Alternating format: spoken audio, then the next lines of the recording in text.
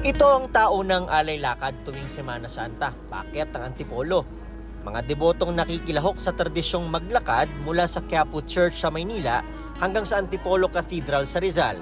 Panata bilang pasasalamat o kaya'y sakripisyo para sa kahilingan o panalangin.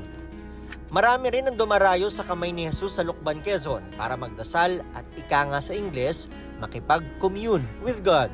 Kaya bago mag-Holy Week, abala na raw sila sa paghahanda. Simula pa noong January, nagmi-meeting na kami para sa kaayusan nito dahil 6 na milyon ay talagang hindi basta-basta.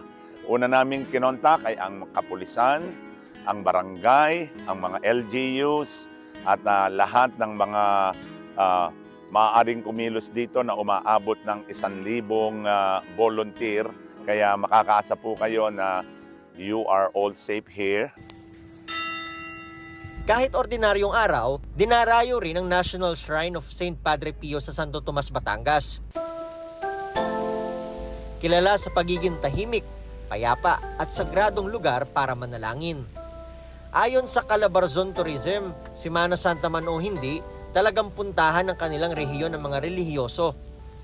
Dahilan para maging mas masigla ang kanilang turismo. Kung tutuusin po, talagang yung epekto po ng pagbisita ng ating mga kababayan sa ating mga pilgrimage sites ay malaki po rin. Siyempre po, pag pumunta ka sa isang lugar, bibili ka ng pasalubong, kailangan mo ng transportation, kung mag-overnight pa, kailangan pa rin po ng hotel. And higit po sa lahat ay ang ating mga restaurant.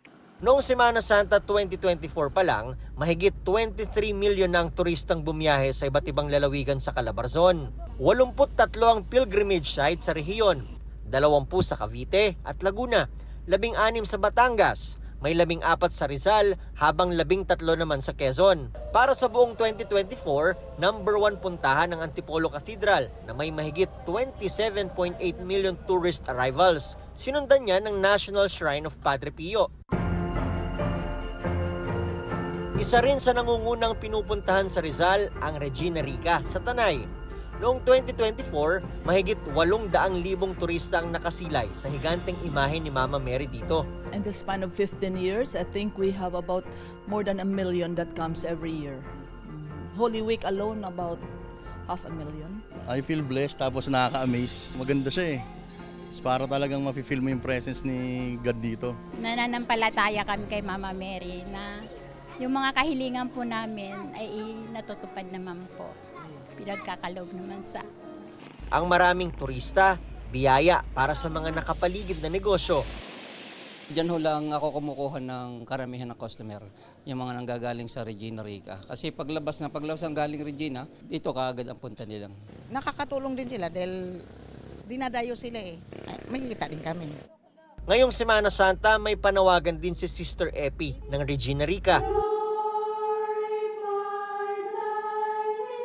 It's about time that we go back to God.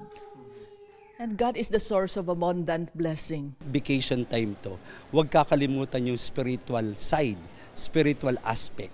Na meron tayong Diyos na talagang dapat pupuntahan, okay, sa simbahan. Sabi ko nga, God is everywhere. Pero iba pa rin yun, nasa isang sacred ground, sacred place ka, para talagang yung focus mo nasa Panginoon.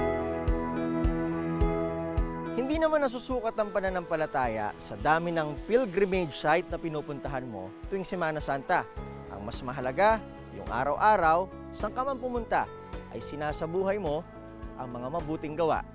Para sa GMA Integrated News, ako si Nico Wahe, ang inyong saksi. Mga kapuso, maging una sa saksi.